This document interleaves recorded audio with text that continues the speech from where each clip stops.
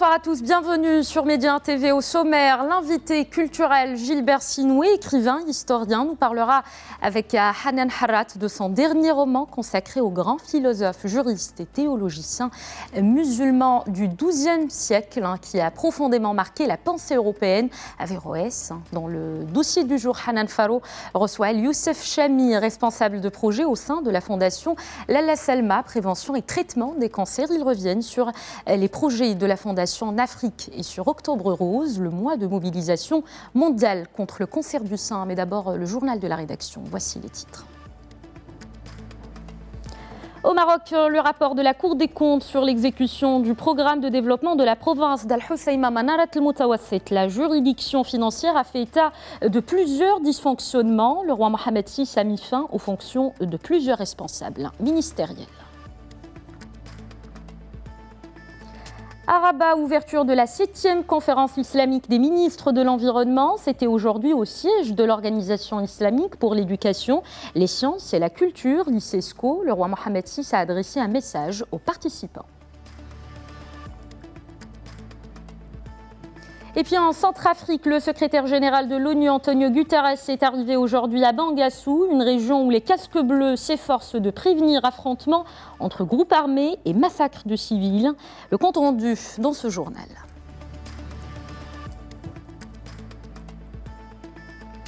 On s'intéresse au début de ce journal au programme de développement de la province d'Al-Hoceima Manarat al-Moutawassit. La Cour des comptes a examiné son exécution et a fait état de plusieurs dysfonctionnements dans la phase préparatoire du programme, dans l'élaboration de sa convention cadre, mais aussi dans sa mise en œuvre. Les principaux dysfonctionnements relevés par la juridiction financière dont ce récit signé Salma Saïdi.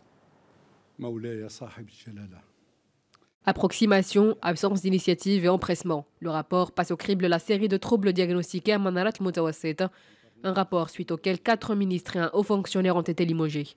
Le rapport de Dresdor aura également des conséquences à l'encontre de 14 autres fonctionnaires selon le communiqué du cabinet royal.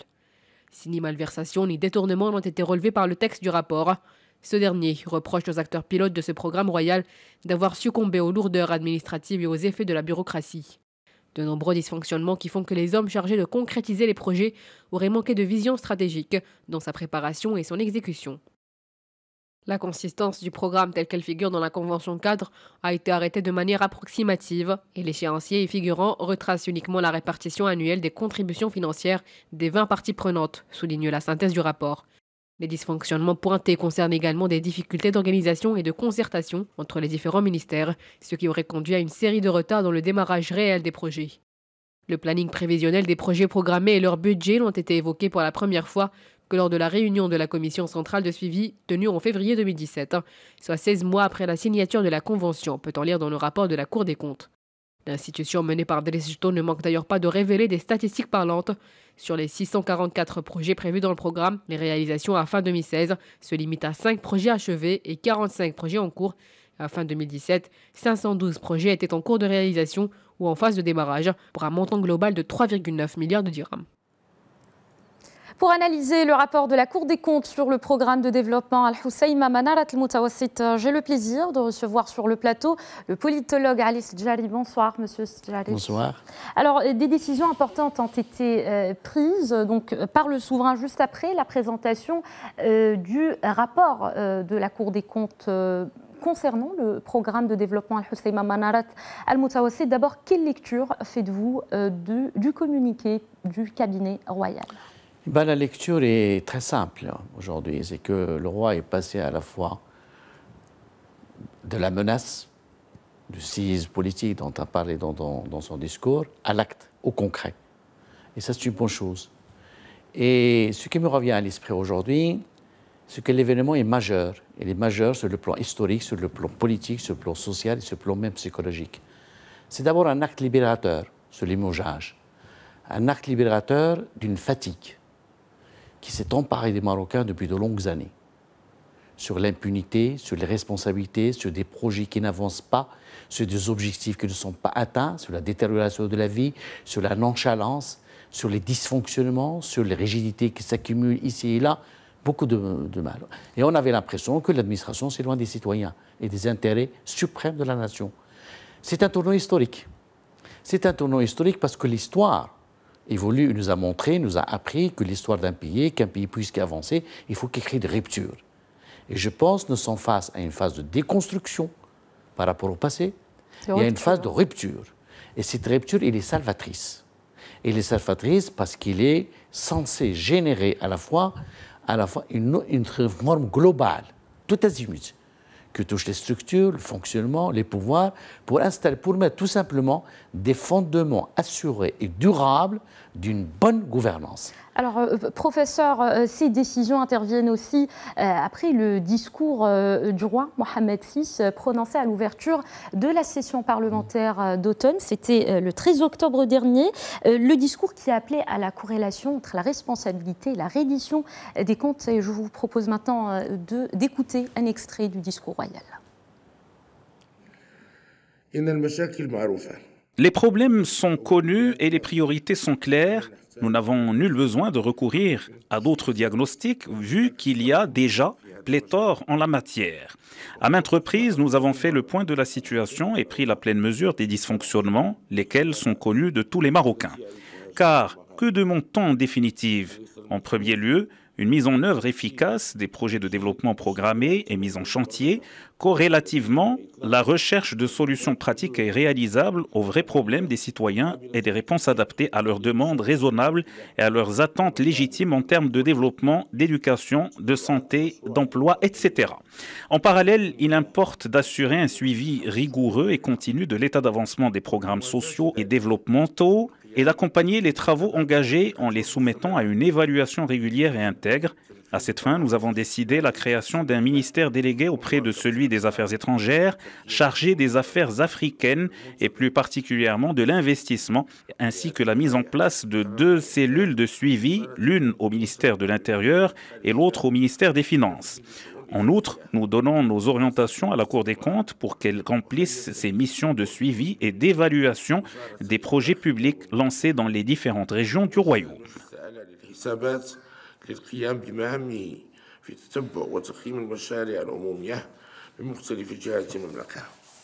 Alors, professeur Sedjali, est-ce que ce principe de corrélation entre la responsabilité et la reddition des comptes est le seul gage, selon vous, pour la concrétisation d'une gouvernance optimale au Maroc? C'est la logique même de toute action publique.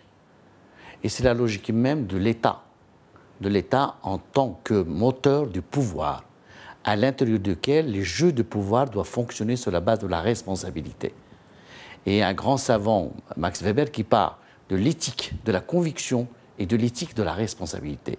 Ce sont les 2 paramètres fondamentaux de tout État aujourd'hui. Et tout État qui échappe à la notion de responsabilité ou qui ne met pas en œuvre les mécanismes d'une gestion publique responsable est voué à l'échec. Et par conséquent, aucune réforme ne pourra se faire. Et c'est la raison pour laquelle aujourd'hui, il est temps non seulement d'instaurer la responsabilité comme un mode de lecture normative, mais plus comme un mode de gestion des affaires publiques. Ce qui suppose quoi? Une évaluation constante et permanente, ce qui suppose une sanction et ce qui suppose une exemplarité.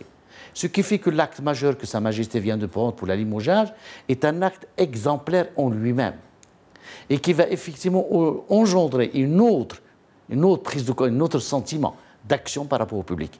Et c'est un mouvement d'alerte qui s'adresse directement à tous ceux aujourd'hui, que ce soit à l'intérieur du pouvoir ou qui postulent prochainement pour le pouvoir, que ce soit par le biais du canal de la représentation politique ou par la nomination, qui doivent faire attention.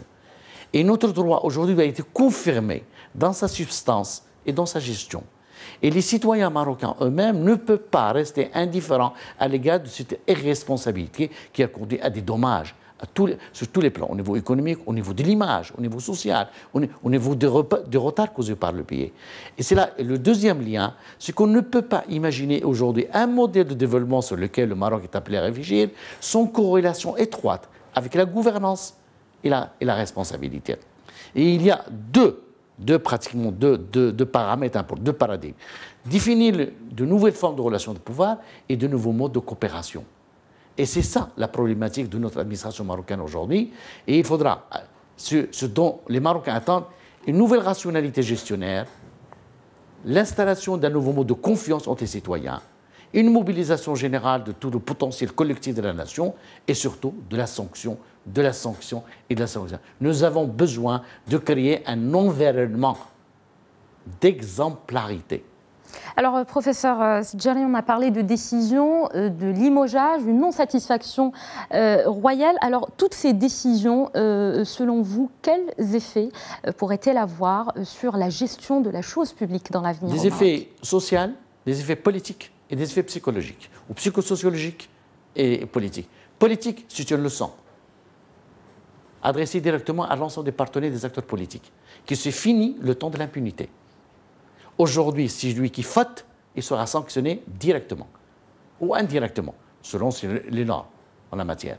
C'est important de donner les leçons.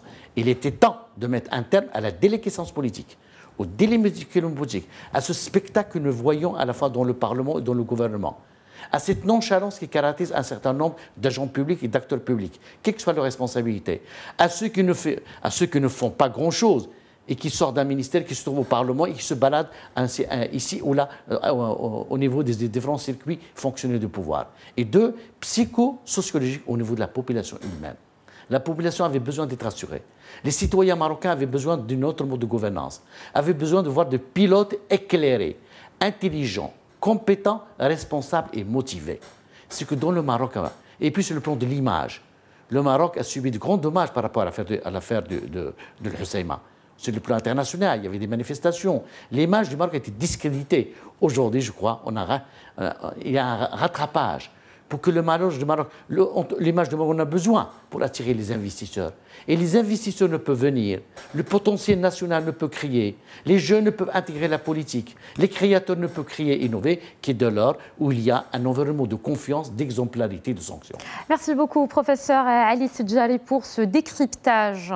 À Rabat maintenant, c'est parti pour la 7e conférence islamique des ministres de l'Environnement. Il a ouvert ses travaux ce mercredi au siège de l'Organisation islamique pour l'éducation, les sciences et la culture, l'ICESCO. À Rabat, le roi Mohamed VI a adressé un message aux participants. Le souverain a parlé d'une occasion privilégiée d'identifier les défis environnementaux de l'heure et de poursuivre la concertation sur la thématique des changements climatiques. Au Maroc, toujours un coup de filet réussi du Bureau central d'investigation judiciaire à Fès encore. Le BCIJ a démantelé ce mercredi une dangereuse cellule terroriste composée de 4 extrémistes partisans de Daesh et s'activant dans la ville de Fès, selon le ministère de l'Intérieur. Et mis en cause imprégné de la pensée de Daesh, projetée sous l'influence des publications propagandistes de cette organisation terroriste, de mener des attaques à Fès attentant à la sûreté des personnes et des biens. C'est ce qui ressort des premières investigations. Des armes blanches, dont des haches et des couteaux de différents calibres, une combinaison militaire, des manuscrits faisant l'apologie de Daesh et des équipements électroniques ont été saisis. Les suspects seront déférés devant la justice aussitôt terminée l'enquête qui se poursuit sous la supervision du parquet. J-1 avant l'élection présidentielle très attendue au Kenya. Le leader de l'opposition kenyane, Raila Odinga, a appelé aujourd'hui les électeurs à ne pas participer ou à ne participer en aucun cas à l'élection présidentielle de demain et ne peut être ni crédible ni équitable selon lui. C'était lors d'un grand rassemblement dans un parc du centre de Nairobi. Tenez des veillées et des prières à l'écart des bureaux de vote ou restez chez vous, a-t-il déclaré.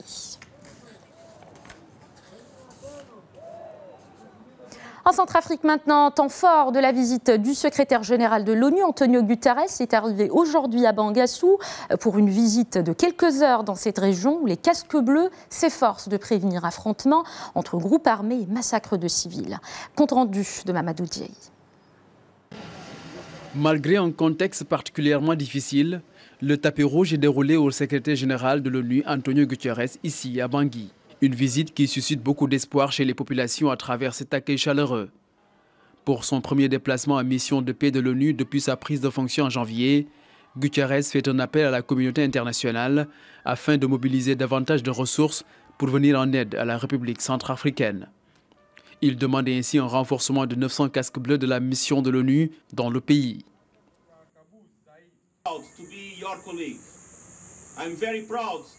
Je suis très fier d'être votre collègue. Et je suis très fier de servir la même institution que vous. Je veux vous dire à tous, les casques bleus qui sont ici avec nous, que nous comptons sur vous pour rendre l'ONU toujours plus efficace au service de la population, pour nous sacrifier pour les personnes que nous chérissons.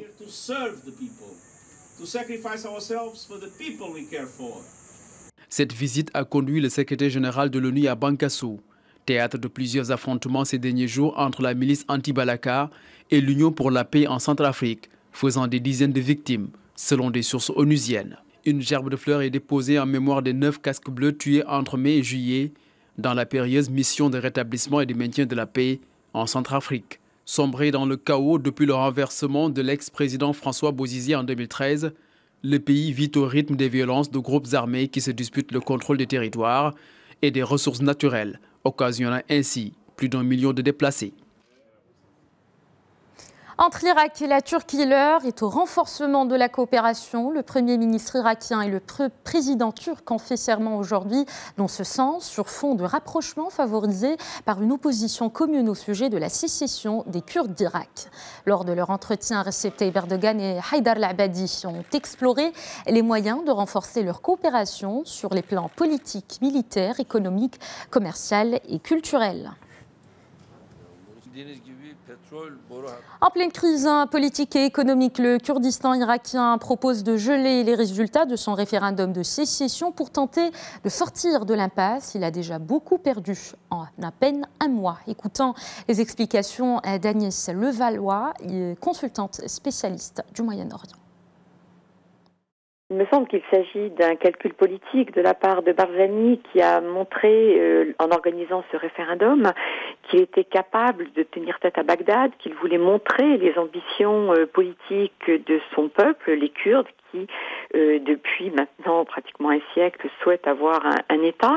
En même temps, le Barzani s'est bien rendu compte de la complexité de la relation avec les autorités de Bagdad, que celle-ci avait envoyé l'armée pour le faire revenir sur cette histoire de référendum, parce que les autorités de Bagdad sont contre, elles, cette indépendance de cette région qui fait partie du territoire irakien. Et donc, face aux combats qui ont vu s'affronter des militaires kurdes et des militaires irakiens de Bagdad, il a préféré choisir l'apaisement, puisque la question qui se pose aussi pour les Kurdes, c'est qu'ils peuvent difficilement vivre en autarcie tout seuls dans cette région, et que l'organisation de ce référendum a suscité quand même beaucoup de critiques et des mesures de rétorsion qui ont été prises par Bagdad bien évidemment, mais également par les Turcs, et donc gênant la viabilité de cette entité autonome. Justice à présent, Nasser Al-Khelaifi, président de Bein Media et du Paris Saint-Germain, a été entendu aujourd'hui à Berne par la justice suisse.